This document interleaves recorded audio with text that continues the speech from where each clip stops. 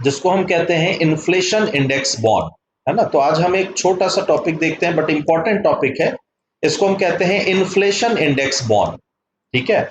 ये inflation index bond जो होता है, यही हुआ है, ये इन्फ्लेशन इंडेक्स बॉन्ड जो होता है, इन्फ्लेशन को टारगेट करके लाया जाता है ना। जैसे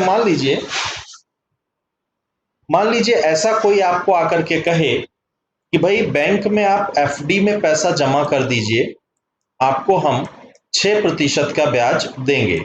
ठीक है, या आरडी में जमा कर दीजिए, सेविंग बैंक XYZ में देंगे, तो ये आपको 6% का ब्याज देंगे। ठीक है।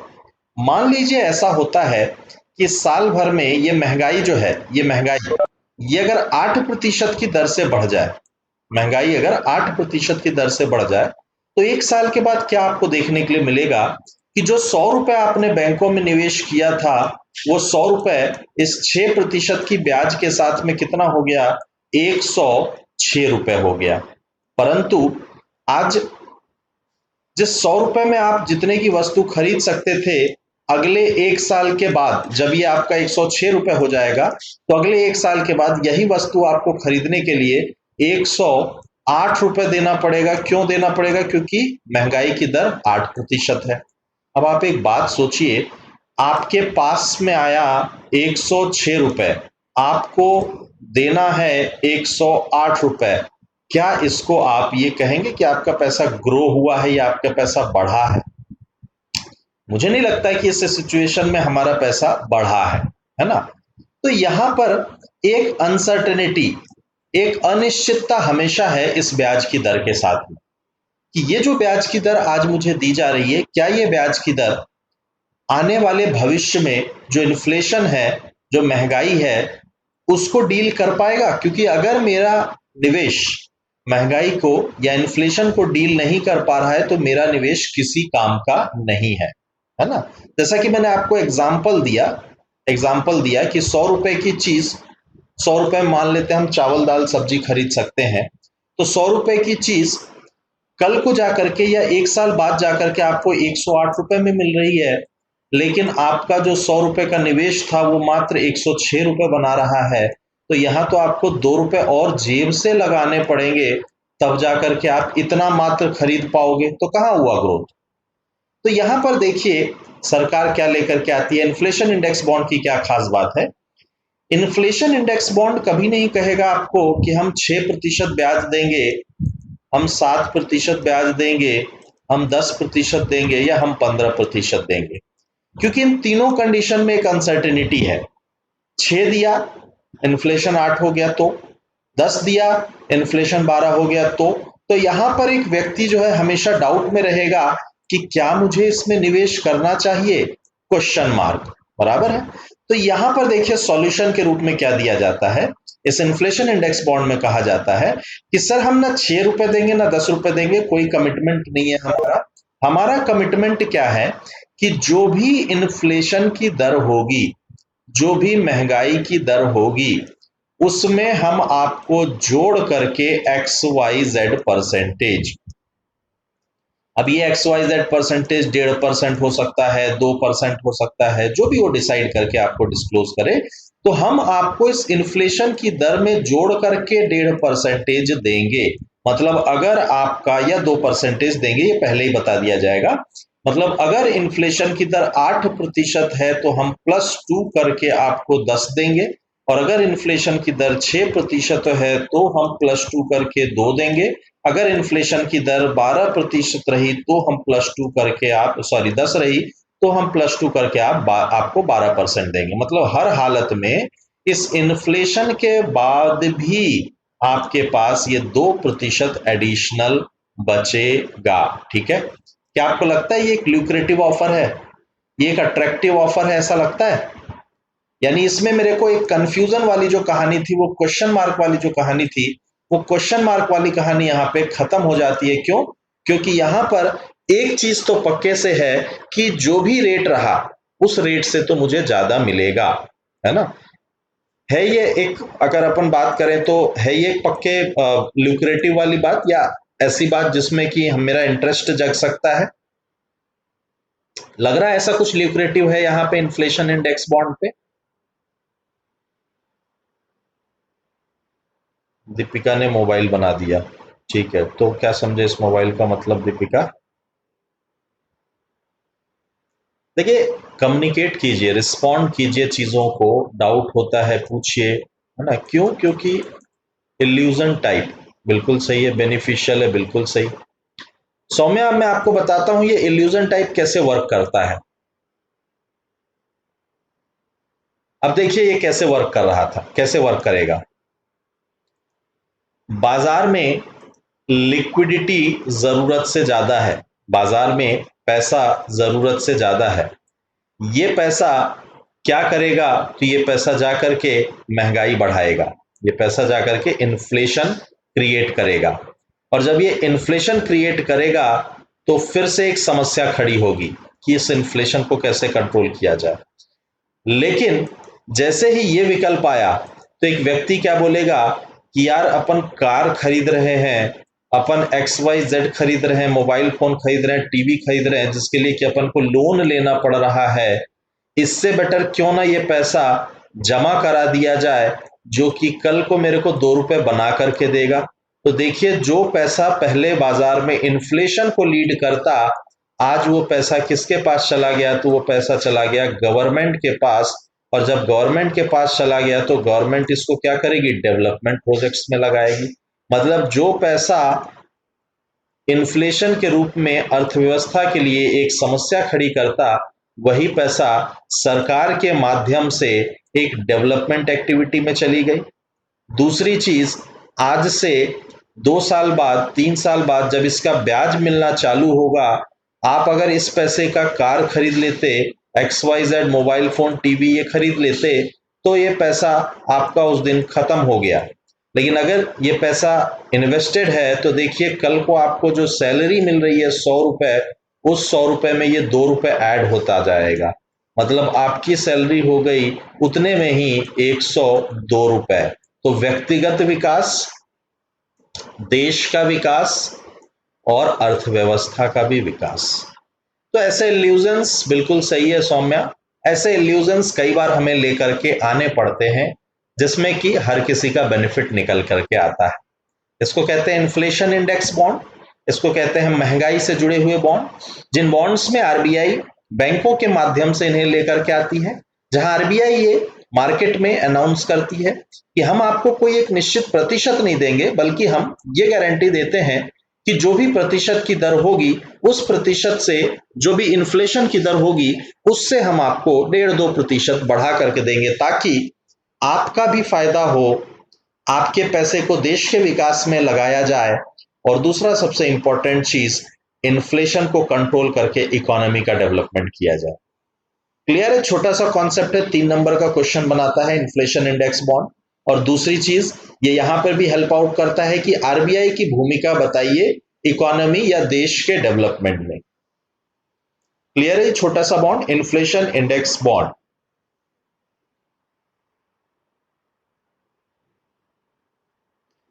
It is like gold bond. Piyush, मैं आपको बताता हूं अब गोल्ड बॉन्ड के साथ क्या कहानी है। अभी आप सुन रहे होंगे सोविनियर गोल्ड बॉन्ड, है ना? अब गोल्ड बॉन्ड के साथ कहानी क्या है, तो समझिए इस लॉजिक को। आपको पता है एक मिनिमम रिजर्व रेशियो पॉलिसी होता है, मिनिमम रिजर्व रेशियो आरबीआई का। आप में से कितने लोगों को पता है इसके बारे में? आप में से कितने लोगों को पता है minimum reserve ratio policy? CRR नहीं पीयूष, ये सीआरआर नहीं है। सीआरआर कैश रिजर्व रेशियो होता है। मिनिमम रिजर्व रेशियो नहीं पता? ठीक है, अभी हम डिस्कस करते हैं। और बाकी लोगों में से किसी को पता हो मिनिमम रिजर्व रेशियो कॉन्सेप्ट क्या होता है? भाग्य लक्ष्मी नहीं पता? ठीक है, तो समझिए मिनिमम रिजर्व रेशियो कॉन्सेप्ट क्या होता है। To print currency, no, it is not to print currency, है ना? समझिए मिनिमम रिजर्व रेशियो हम किसको कहते हैं या क्या पॉलिसी होती है। आरबीआई को, या आरबीआई ही नहीं, हर सेंट्रल बैंक, हम अपने देश की बात कर रहे हैं इसलिए हम आरबीआई की बात कर रहे हैं। आरबीआई हमेशा हमेशा अपने पास कुछ रिजर्व रखता है, हमेशा अपने पास कुछ रिजर्व रखता है। करंट पॉलिसी के अकॉर्डिंग ये रिजर्व जो है ये 200 करोड़ रुपए का है, 200 करोड़ रुपए का है। इस 200 करोड़ रुपए में से 110 करोड़ रुपीस, 110 करोड़ रुपए, नहीं नहीं नहीं नहीं दीपिका, ये बुलियन रिजर्व भी नहीं है, ये अलग चीज है। देखिए, ये मिनिमम रिजर्व मतलब इतना रिजर्व आरबीआई को रखना पड़ता है ना, जिसमें से 110, आई थिंक 115 है, 115 है, 115 करोड़ रुपए वो रखता है गोल्ड के फॉर्म में, और 85 करोड़ रुपीस जो है वो रखता है फॉरेन करेंसी या विदेशी मुद्रा के रूप में, फॉरेन करेंसी के रूप में, है ना। यानी ये जो धनराशि है 200 करोड़ रुपए की, आरबीआई हमेशा अपने पास मेंटेन रखता है, जिसमें से कि 115 करोड़ जो होता है वो गोल्ड के रूप में होता है, और 85 करोड़ रुपीस जो होता है ये फॉरेन करेंसी के रूप में रखा जाता है। अब यहां पर मुझे एक बार थोड़ा सा बताइए कि अगर आपको कुछ लॉजिक समझ में आ रहा है तो बताइए कि ये क्यों रखा जाता होगा, ये क्यों रखा जाता होगा, जस्ट एक सोच करके बताइए कि क्या हो सकता है इसका रीजन।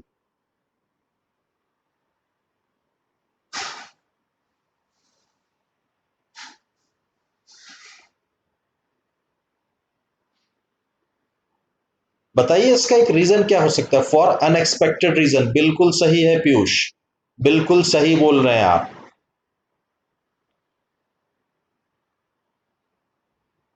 बिल्कुल सही बोल रहे हैं। विदेश में अपनी साख रखने के लिए, राजेश थोड़ा सा करेक्ट करना पड़ेगा, पीयूष बिल्कुल सही पॉइंट पर है, फॉर अनएक्सपेक्टेड रीजन। यहां पर एक बात देखिए, क्या मैंने आपको यहां पर कहा कि इसमें से कोई भी रुपया इंडियन करेंसी के रूप में है? नहीं, कोई भी रुपया रुपए के रूप में नहीं है। ये किस रूप में है? या तो गोल्ड के रूप में है, या तो फॉरेन करेंसी के रूप में है, विदेशी मुद्रा के रूप में है।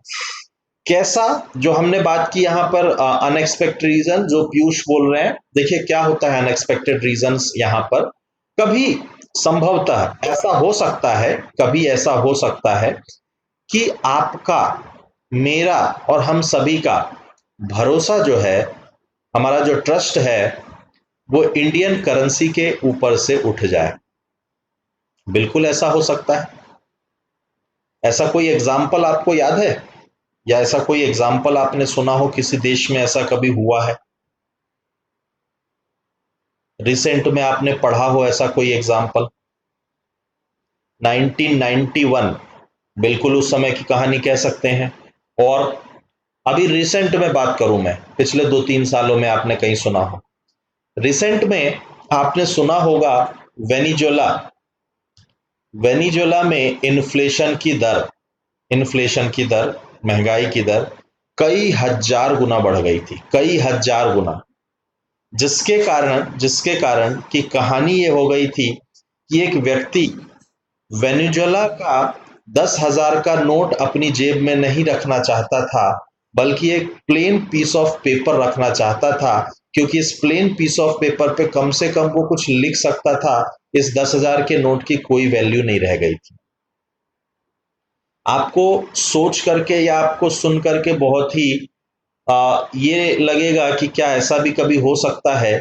वेनेजुएला में एक आए हुए पेपर आर्टिकल के अकॉर्डिंग टमाटर, है ना, टोमेटो, आप किस लेवल तक समझ सकते हैं या किस लेवल तक कह सकते हैं महंगाई दर हो सकती है? 1 किलो टमाटर कितनी महंगाई दर हो सकती है बताइए, आपके हिसाब से या आपके सोचने की क्षमता के अकॉर्डिंग लगभग कितना महंगा आप खरीद सकते हैं टमाटर, या कितना महंगा 1 केजी ऑफ टमाटर की हम बात कर रहे हैं, कितना महंगा हो सकता है बताइए, बताइए। Sack full of notes, Piyush थोड़ा सा नंबर्स में बताइए तो हम इसको थोड़ा सा जस्टिफाई कर पाएंगे। बताइए आप जितने भी लोग हैं, 1 किलो टमाटर की कीमत आप मैक्सिमम मैक्सिमम कितना सोच सकते हैं? 1 लाख रुपए, बिल्कुल सही है। 1,000 रुपए, दीपिका, सौम्या 100 रुपए, ठीक है। नेट पे सर्च करना, है ना, 150 रुपए, भाग्य लक्ष्मी बोल रही हैं, बहुत बढ़िया। बाकी लोग भी देखिए यार, रिस्पॉन्ड कीजिए। रिस्पॉन्ड करेंगे तो थोड़ा सा कैसा कम्युनिकेशन होगा, ऐसा लगेगा कि हाँ हम लोग बात कर रहे हैं। 1 लाख रुपए बिल्कुल सही है अभिलाषा। अब नेट पे सर्च करना, क्लास खत्म होगी उसके बाद आप नेट पे सर्च करना। 2018 या 19 की कहानी है। वेनेजुएला में टमाटर की कीमतें क्या थी, तो आपको वैल्यू मिलेगी 28 लाख रुपए पर केजी। 28 लाख रुपए पर केजी, 1 किलो के लिए 28 लाख वेनेजुएलन करेंसी जो भी वहां की थी। ठीक है, आपको पता है एक कप कॉफी, इस सिचुएशन में एक कप कॉफी क्या कॉस्ट कर रही थी वेनेजुएला की करेंसी में? 52 लाख। सोचिए, 28 लाख वेनेजुएलन करेंसी में 1 किलो टमाटर और 52 लाख वेनेजुएलन करेंसी में एक कप कॉफी। बताइए, क्या आपका भरोसा इस इकोनॉमी पर होगा? हम जो भी चीज पढ़ते हैं इकोनॉमी में, सब कुछ आपको प्रैक्टिकल आजू बाजू दिखाई देगा। ये 2 साल या 1.5 साल पहले आप नेट पे सर्च कर लेना, हाइपर इन्फ्लेशन इन वेनेजुएला। बिल्कुल सही है, जिम्बाब्वे में भी ऐसा हुआ था पीयूष, जिम्बाब्वे में भी ऐसा हुआ था। बिल्कुल सही है। तो ऐसी सिचुएशन हम सिर्फ किताबों में नहीं पढ़ते हैं। हम सिर्फ ये नहीं कह सकते हैं कि नहीं सर ये हाइपर इन्फ्लेशन की जो कहानी है वो सिर्फ किताबों में लिखा हुआ कॉन्सेप्ट है। अभी मैंने आपको बताया वेनेजुएला का एग्जाम्पल, आप खुद बता रहे हैं जिम्बाब्वे का एग्जाम्पल। मतलब ये चीजें ऐसी हैं जो शायद हमने देखी है, और जो चीज होती है वो चीज हम वैसे तो कभी नहीं चाहेंगे कि भारत में हो जाए, बट हो भी सकती है। और जब ऐसा कभी हो जाएगा, जब कभी कहानी ऐसी हो जाएगी, तो क्या होगा? तो लोग आरबीआई के पास जाएंगे और आरबीआई को क्या कहेंगे कि सर आप अपनी करेंसी अपने पास रख लो, आप अपनी करेंसी अपने पास रख लो, और इसकी वैल्यू, इसकी जो मान है, इसकी जो वैल्यू है वो मुझे दे दो। ऐसा क्यों करेंगे लोग? अगर मान लो ऐसी कभी कोई कंडीशन हो जाए कि इंडियन करेंसी के ऊपर से आपका भरोसा उठ जाए, तो आप किसके पास जाएंगे? ऑब्वियस सी बात है, आरबीआई के पास जाएंगे। और आरबीआई आपको ये बदल के देगा। क्यों बदल के देगा? या इसकी बराबर की वैल्यू देगा। क्यों देगा? बताइए भाई, क्यों देगा? मान लीजिए अगर मुझे ऐसा लगता है कि यार ये करेंसी अब मेरे किसी काम की नहीं है, मैं आरबीआई के पास चला जाऊंगा और आरबीआई कहूंगा कि सर ये आप अपनी करेंसी रख लो और मुझे इसके बराबर की वैल्यू दे दो। क्यों आरबीआई के पास जाऊंगा? लगाइए फिर से दिमाग, सोचिए वापस से। हाँ भाई पीयूष, क्यों जाएंगे आरबीआई के पास या किसी और के पास जाएंगे? पहली चीज तो ये क्वेश्चन, आरबीआई के पास जाएंगे कि नहीं जाएंगे, या किसी और से काम चल जाएगा लिक्विडिटी कम करने के लिए? ठीक है राजेश, हम डिस्कस करते हैं इस पॉइंट पर।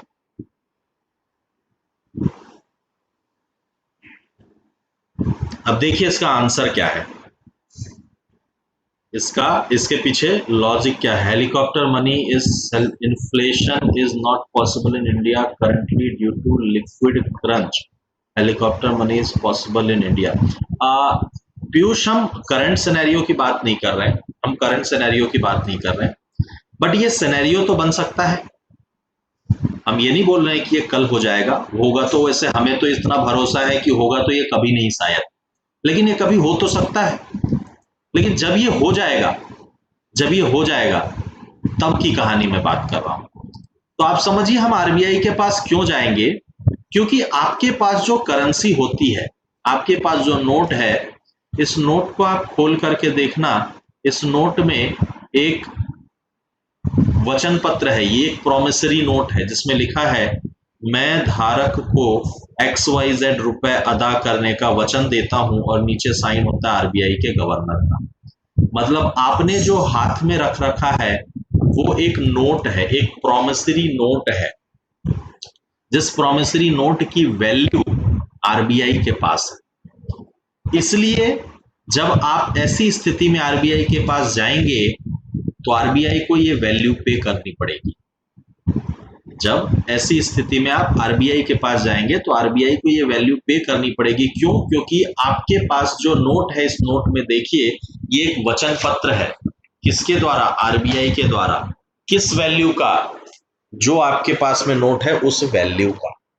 क्लियर है? अब यहां पर जब आप आरबीआई के पास जाएंगे और उसे कहेंगे कि सर ये नोट मुझे बदलना है और मेरा भरोसा भारतीय करेंसी के ऊपर से उठ गया है, तो क्या आरबीआई आपको इस नोट के बदले दूसरी भारतीय करेंसी दे दे तो काम चलेगा? नहीं, क्योंकि आपका भरोसा तो ऑलरेडी भारतीय करेंसी के ऊपर से उठ गया है। तो आरबीआई कहेगा सर डोंट वरी, ये लीजिए गोल्ड। गोल्ड तो पूरे विश्व में चलेगा। ये लीजिए विदेशी मुद्रा, फॉरेन करेंसी, ये तो पूरे विश्व में चलेगा। और ऐसी स्थिति से निपटने के लिए ही आरबीआई क्या करता है? अपना मिनिमम रिजर्व रेशियो रखता है। ऐसी स्थिति से निपटने के लिए आरबीआई अपना मिनिमम रिजर्व रेशियो रखता है। अब देखिए पीयूष, मैं वापस से आपकी बात पे आता हूं। जैसा आपने कहा कि hyper inflation is not possible in India currently due to liquidity crunch, बिल्कुल सही है। इसीलिए यहां पर ये देखिए 200 करोड़ मात्र है। क्या पूरे देश की इकोनॉमी, जब पूरा जो मनी जो है देश में ये आरबीआई के पास पहुंचेगा तो ये सिर्फ 200 करोड़ होगा। करंट जीडीपी की वैल्यूएशन आपकी 190 लाख करोड़ रुपए है, तो इसकी वैल्यू को आप 200 रुपए से कैसे बदल सकते हैं? नहीं बदल सकते हैं। क्यों? क्योंकि आरबीआई को भी पता है कि यह सिचुएशन अभी फिलहाल में नहीं आ सकती है। क्लियर है? ये इस बात का सूचक है। क्लियर है पीयूष आपको मेरा ये कॉन्सेप्ट मिनिमम रिजर्व रेशियो का? फिर मैं गोल्ड बॉन्ड पे आ रहा हूं आपके, फिर मैं आपके गोल्ड बॉन्ड के डाउट को क्लियर करूंगा। ठीक है, चलिए।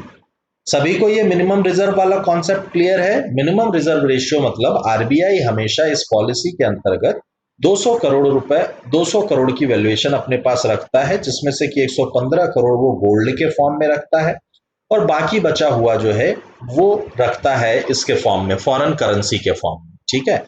अब एक बात सोचिए, यदि एग्जाम्पल समझिए, यदि आरबीआई के पास, यदि मान लीजिए आरबीआई के पास गोल्ड की आवश्यकता है विभिन्न कारणों से, एक एग्जाम्पल हम मान लेते हैं, मान लीजिए इस रिजर्व रेशियो को ही भरने के लिए आरबीआई के पास गोल्ड की आवश्यकता है, तो आरबीआई क्या कर सकता है? या तो विदेशों से गोल्ड मांगेगा कि भाई आप हमें गोल्ड जो है ये दे दीजिए, और जब विदेशों से गोल्ड मांगेगा उधार, तो विदेश वाले क्या बोलेंगे? सर हमें तो इंटरेस्ट रेट चाहिए। कितना इंटरेस्ट रेट चाहिए? 10% चाहिए, 8% चाहिए, 5% चाहिए, एक ब्याज की दर चाहिए। तो आरबीआई ने एक जुगाड़ जमाया। क्या जुगाड़ जमाया?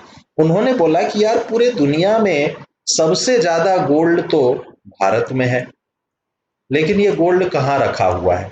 ये गोल्ड रखा हुआ है, किसी ने नौलखा हार बना लिया, किसी ने कंगन बना लिया, किसी ने पैर में पहन लिया, किसी ने माथे में पहन लिया, किसी ने कुछ कर लिया।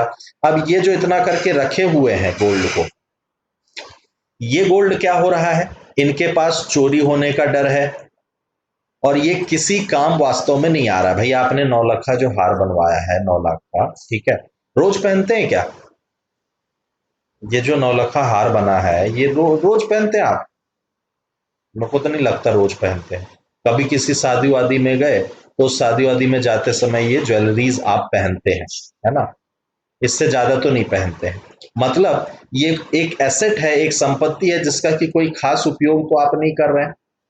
अब आरबीआई ने आपको क्या कहा? आरबीआई ने कहा कि यार एक काम करो, ये जो गोल्ड आपके पास रखा हुआ है ये गोल्ड मेरे पास लाके रखा दो। ये आपके पास, आप भी तो घर में रखे ही हुए हो ना, आप घर में रखे हो, चोरी हो जाएगी इसकी भी संभावना है, इसका भी डर है आपको।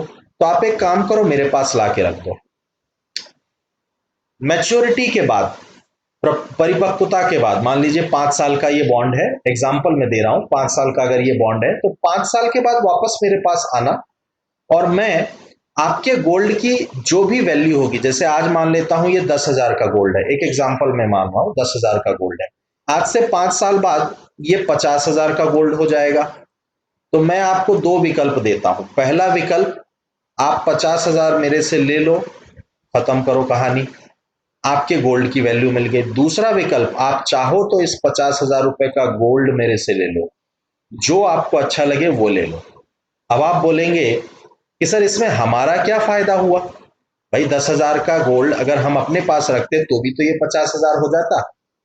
तो हमारा इसमें क्या फायदा हुआ? तो आरबीआई ने कहा आपका फायदा सुनो, अब हर साल मैं आपको आपके वैल्यू पे 2.5% का ब्याज दूंगा। हर साल मैं आपको 2.5% का ब्याज देता रहूंगा, जो इससे अलग है, इससे कोई लेना देना नहीं। ये तो आपका रखा ही है, क्योंकि आपने मेरे पास रखाया है इसलिए मैं 2.5% का ब्याज दूंगा। अब लॉजिक समझिए, आपके घर में ये तिजोरी में रखा था, चोरी हो जाने का डर, किसी प्रकार का कोई एडिशनल ब्याज जनरेट नहीं कर रहा है, आपने इसको आरबीआई को दे दिया, चोरी हो जाने का डर खत्म और एडिशनल आपको ब्याज भी ये जनरेट करके दे रहा है। अब आरबीआई के पॉइंट ऑफ व्यू से समझिए, जहां आरबीआई इस चीज की आवश्यकता की पूर्ति के लिए 8% या 10% के ब्याज पर ले रहा था, वहां वो 2.5% में काम चला रहा है, पहली चीज। और ये 2.5% भी घूम करके किसके पास आ रहा है? उसी के देश में आ रहा है। तो कहीं ना कहीं ये 2.5% वापस से जाकर के किसी प्रकार का कोई डिमांड क्रिएट करेगा, देश की ग्रोथ में लगेगा। समझ रहे हैं? ये गोल्ड बॉन्ड का या गोल्ड मोनेटाइजेशन स्कीम्स जो आप देख रहे हैं, सोवेनियर गोल्ड बॉन्ड वगैरह, उनका ये बेसिक कॉन्सेप्ट है, स्ट्रक्चर ये बेसिक इस तरह का होता है। क्लियर है मेरी बात? आपको समझ में आ रही है? देखिए मैं बहुत ग्रास रूट लेवल से आपको समझा रहा हूँ चीजों को, बच्चों की तरह हम डिस्कस कर रहे हैं, है ना, ताकि चीजें बच्चों की तरह ही समझ में आती हैं। हम आप सभी बच्चे ही हैं, बच्चों की तरह ही चीजें समझ में आती हैं, और एक बार समझ में आ जाती हैं तो फिर उसका आंसर आप किसी भी तरह से लिख सकते हैं। हाँ जी, समझ में आया गोल्ड बॉन्ड आपको क्या कॉन्सेप्ट है गोल्ड बॉन्ड का, है ना? तो गोल्ड बॉन्ड अलग चीज है और मिनिमम रिजर्व रेशियो अलग चीज है। ठीक है, दोनों अलग अलग चीजें हैं हमारे पास। क्लियर है? यहां पर आपको ये बात मेरी समझ में आई जो हमने डिस्कशन किया है?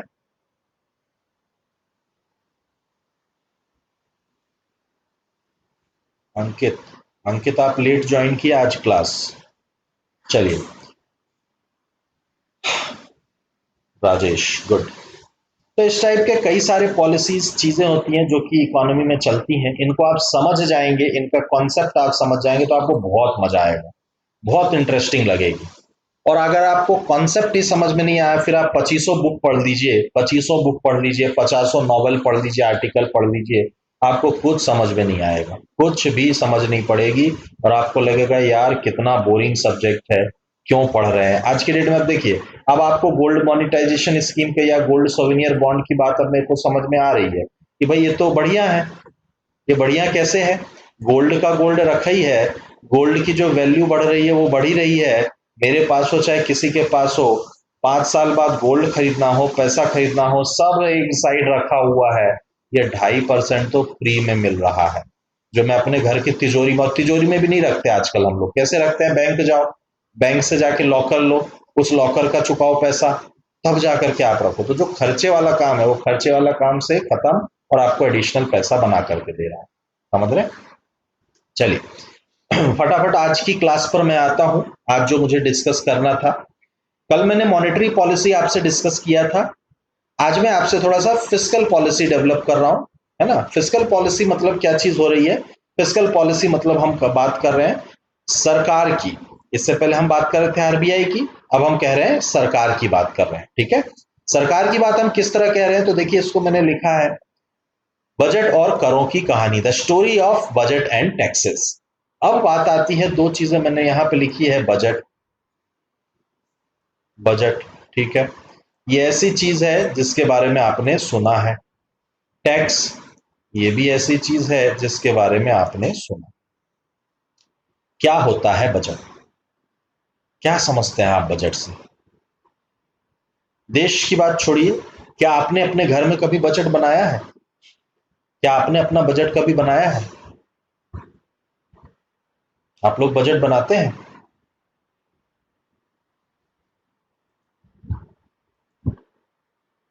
हाँ भाई, बजट बनाते हैं आप लोग, बिल्कुल सही है, क्योंकि बिना बजट बनाए काम ही नहीं चल सकता है, आपको बजट बनाना पड़ता है, इसके बिना काम नहीं चल सकता। अब देखिए, आप अपने बजट में क्या क्या चीजें लिखते हैं, क्या क्या चीजें आपके बजट में होती हैं। सबसे पहली चीज ये होती है कि यार इस महीने कितना पैसा आने वाला है, बिल्कुल सही है, estimate of income and expenses. मैं उसी बात पर आ रहा हूं पीयूष। यहां पर हम ये रखते हैं कि सबसे पहले कितना पैसा आने वाला है, और यानी इनकम, है ना, अभी इनकम आई नहीं है, कितना पैसा आने वाला है, और दूसरी चीज कितना पैसा खर्च होने वाला है, कितना ईएमआई में जाएगा, कितना किराने की दुकान में जाएगा, कितना XYZ फीस में जाएगा, यहाँ वहां जाएगा, कितना खर्च होने वाला है ना। तो ये हम एक अनुमान बनाते हैं। तो बजट सबसे पहली चीज क्या है, तो इसलिए मैंने ये एग्जांपल लिया कि बजट सबसे पहली चीज तो एक अनुमान है, बजट कोई रियल डाटा नहीं है, बजट एक अनुमान है, एक एस्टिमेट है ना। ये अभी कुछ नहीं हुआ है, अभी सिर्फ ये एस्टिमेट है, अनुमान है ये। अब किस चीज का अनुमान है, तो अनुमान है आपके इनकम का, आपके पास जो पैसा आने वाला है उसका। इसको थोड़ा सा मैं वर्ड्स चेंज कर लेता हूं, इसको मैं लिख लेता हूं रेवेन्यू, ठीक है। और अनुमान है आपके एक्सपेंसेस का, आपके खर्चे का, ठीक है। खर्चे को मैं लिख लेता हूं एक्सपेंडिचर। देश की जब हम बात कर रहे हैं तो हमने कहा कि बजट क्या चीज है, तो बहुत सिंपल से तरीके से अगर हम इसको समझें तो बजट एक अनुमान है सबसे पहली चीज तो, आने वाले एक समय का। अब अनुमान मतलब एक समय भी बताना पड़ेगा।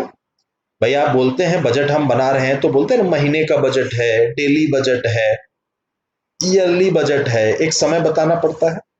तो जब हम गवर्नमेंट की बात करते हैं, देश की बात करते हैं, तो हम कहते हैं साल भर, हम लगभग सब चीजों पे एक साल भर की बात करते हैं। तो बजट क्या है, budget is an estimate, budget एक अनुमान है सबसे पहली चीज तो, प्रिपेयर्ड बाय गवर्नमेंट, सरकार के द्वारा बनाया जाता है। और सरकार के द्वारा बनाया जाता है किन चीजों को लेकर के, तो रेवेन्यू, रेवेन्यू यानी आय, राजस्व, और एक्सपेंडिचर, एक्सपेंडिचर यानी व्यय, खर्च को, है ना। मतलब हम बात कर रहे हैं कि बजट एक एस्टिमेट है गवर्नमेंट का, देश के अगले एक साल के रेवेन्यू यानी राजस्व और एक्सपेंडिचर यानी व्यय के लिए। तो एक तो पहली चीज हमें यह समझ में आई कि बजट क्या चीज होती है, ठीक है।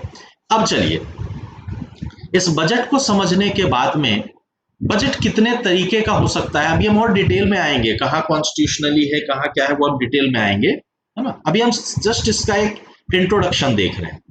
अब बजट कितने तरीके का हो सकता है, तो देखिए बजट के तरीके में तीन तरीके अपने पास हो सकते हैं। हमारे घर में भी जब हम बजट बनाते हैं तो तीन तरीके हमारे पास होते हैं। सबसे पहला जो हमारे पास तरीका होता है, इस तरीके में क्या कहानी होती है कि हमारे पास जो इनकम आने वाली है वो ज्यादा होती है, वो ज्यादा होती है तुलनात्मक या कंपैरेटिव टू हमारे एक्सपेंडिचर, कि भाई सैलरी जो है, ये सैलरी आने वाली है 1 लाख रुपए की, और हमारे खर्चे, सभी खर्चे हमने जोड़ लिए, तो ये सभी खर्चे जो हो रहे हैं वो चलो 80,000 का हो रहा है या 70-75,000 का हो रहा है, मतलब हमारी इनकम ज्यादा है, हमारी एक्सपेंडिचर कम है, पहला कंडीशन। इसको मैं वर्ड्स में चेंज कर ले रहा हूं। अब यहां पर ध्यान दीजिएगा, मैं इनकम के लिए वर्ड यूज करूंगा रेवेन्यू, ठीक है, और मैं एक्सपेंडिचर, खर्च के लिए वर्ड यूज करूंगा एक्सपेंडिचर, ठीक है। तो रेवेन्यू मतलब हम राजस्व की बात कर रहे हैं, प्राप्तियों की बात कर रहे हैं, और व्यय यानी एक्सपेंडिचर की। तो यहां पर मैं इसको वर्ड्स में चेंज कर लेता हूं फिर से, यहां पर मैं लिख लेता हूं कि ये क्या कहानी है, ये कहानी है कि रेवेन्यू जो है, रेवेन्यू ज्यादा है, रेवेन्यू ज्यादा है किसकी तुलना में, एक्सपेंडिचर की तुलना में, रेवेन्यू ज्यादा है किसकी तुलना में, तो एक्सपेंडिचर की तुलना में। चलिए दूसरा कंडीशन क्या हो सकता है, दूसरा कंडीशन हो सकता है कि आपका रेवेन्यू जो है एग्जैक्टली बराबर है, एग्जैक्टली बराबर है किसके, एक्सपेंडिचर के। भाई 1 लाख रुपए कमा रहे हैं और 1 लाख रुपए का खर्चा रखा हुआ है। और जो तीसरा एग्जाम्पल हो सकता है, वो तीसरा एग्जाम्पल ये है कि भाई मेरे पास रेवेन्यू कम है और एक्सपेंडिचर ज्यादा है। भाई प्राप्ति या राजस्व जो प्राप्त होने वाला है उसकी व्यवस्था कम है और जो खर्च होने वाला है उसकी व्यवस्था या उसका अनुमान ज्यादा है। ठीक है, बताइए कौन सी स्टोरी अच्छी है, कौन सी वाली कहानी है, 1 2 3 बताइए कौन सी कहानी अच्छी है, पहली वाली, दूसरी वाली, तीसरी वाली? पहली वाली बिल्कुल सही है। सौम्या, पहली वाली कहानी बिल्कुल सही है, रेवेन्यू ज्यादा है। और बाकी लोगों के हिसाब से?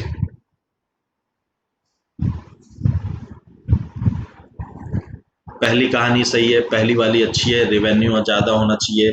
राजेश बोल रहे हैं सेकंड वाली कहानी अच्छी है, बहुत बढ़िया राजेश, डिफरेंट आंसर है।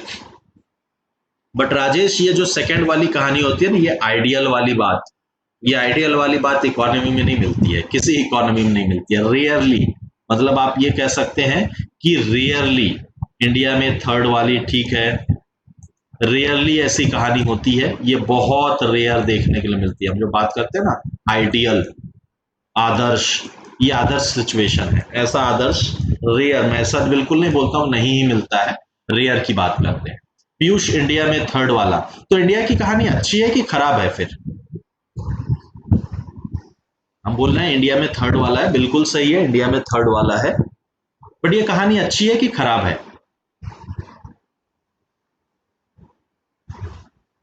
फॉर एम्प्लॉयमेंट जनरेशन, बिल्कुल सही है, बहुत बढ़िया। चलिए, अब यहां पर समझिए लॉजिक को। देखिए, ना तो हम फर्स्ट वाले को बहुत अच्छा कह सकते हैं, आप अगर दोनों की तुलना करेंगे, यदि मैं दोनों की तुलना करूं, तो ना तो मैं पहले वाले को बहुत अच्छा कह सकता हूं और ना तो मैं दूसरे वाले को बहुत अच्छा कह सकता हूं। क्यों नहीं कह सकता हूं? ये रिक्वायरमेंट के अकॉर्डिंग होती है, ये जरूरत के अकॉर्डिंग होती है, ये सिचुएशन के अकॉर्डिंग होती है, ये समय के अकॉर्डिंग होती है। अब एक एग्जांपल समझिए, मान लीजिए मुझे कोई अपना बिजनेस चालू करना है, मुझे अपना कोई बिजनेस चालू करना है। एक एग्जांपल डालते हैं, एक एग्जांपल करते हैं हम कि चलो मुझे कोई अपना एक शॉप बनाना है या शॉप चालू करना है, एक दुकान चालू करनी है। ठीक है, अगर मुझे दुकान चालू करनी है तो सबसे पहली चीज मुझे क्या करनी पड़ेगी?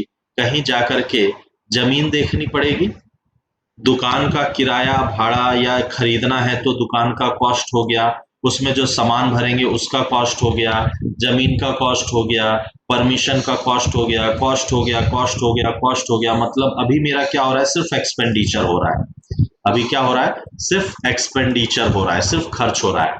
भाई, आपने सोचा कि आप दुकान चालू करोगे, उसी दिन से तो इनकम नहीं आना चालू हो जाएगा।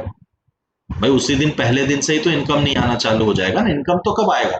जब दुकान बनेगी, दुकान में सामान भराएगा, दुकान कुछ दिन चलेगा, लोग जानेंगे, लोग आना चालू होंगे, तब जा करके शायद 6 महीने बाद या शायद 1 साल बाद या शायद 3 महीने बाद इनकम आना चालू होगा। मैं उस पहले महीने की बात कर रहा हूं, जिस पहले महीने में आपने इस दुकान का प्लान आउट करना चालू किया है। बताइए इस सिचुएशन में क्या हो रहा है आपके साथ में? इस सिचुएशन में आपको देखने के लिए मिलेगा कि आपका एक्सपेंडिचर ज्यादा हो रहा है तुलनात्मक रेवेन्यू के, प्राप्तियों के, बराबर है, यही देखने के लिए मिलेगा। ये सिचुएशन चलेगी, अगले महीने थोड़ा सा कम होगा, फिर कम होगा, फिर कम होगा। एक दिन ऐसा आएगा, एक दिन ऐसा आएगा कि आपका एक्सपेंडिचर कम हो जाएगा और आपका रेवेन्यू बढ़ जाएगा, एक दिन ऐसा आएगा। लेकिन इस एक दिन के आने से पहले तो कंपल्सरली ये दिन आना जरूरी है। समझ रहे हैं? भारत अभी इस स्टेज में है, भारत अभी इस स्टेज में है।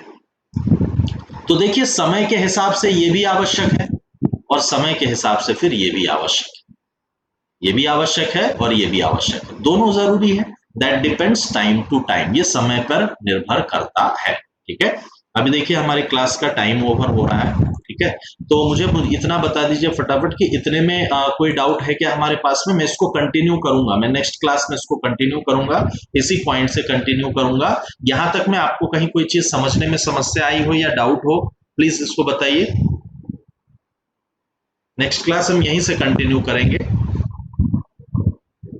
पर्पस ये है कि आपको चीजें, कॉन्सेप्ट समझ में आए, समझ में आएंगी, क्वेश्चन कैसा भी पूछा जाए आप आंसर लिख पाओगे। गुड। पीयूष क्लियर है आपको ये बात? मैं आपकी बात पर भी आऊंगा, एम्प्लॉयमेंट जनरेशन वगैरह सारा कुछ मैं डिस्कशन करूंगा। ठीक है, मैं नेक्स्ट क्लास में इसको लेऊंगा, इस पॉइंट को डिस्कशन करूंगा। पीयूष, अर्पित, सौम्या, अभिलाषा, राजेश, दीपिका, बताइए फटाफट।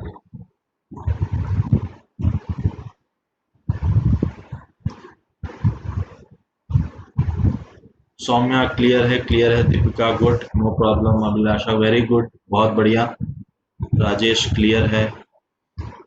चलिए ठीक है, तो अभी मैं इसको यहीं पर रख रहा हूं, यहीं पर होल्ड कर रहा हूं। कल की क्लास में मैं इसको इसके आगे कवर करूंगा। ठीक है, चलिए, थैंक यू वेरी मच।